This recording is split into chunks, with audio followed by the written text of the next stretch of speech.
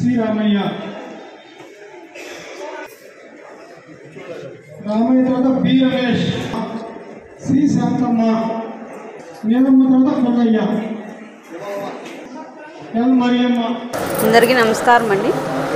ఈరోజు 240 మంది మున్సిపల్ కార్మికుల వర్కర్లకు ఈరోజు బట్టలు పంపిణీ చేయడం జరిగింది. దాదాపు 60 లక్షల రూపాయలు అయ్యే బట్టలు, మగవాళ్లకు 2 జతలు బట్టలు, 2 టవాళ్ళు, నూనె, 1 డజన్ సబ్బులు అన్నీ కలిపి, ఆడవాళ్ళకి 3 జతలు చీరలు, జాకెట్లు, టవాళ్ళు అన్నీ ఇస్తున్నాము.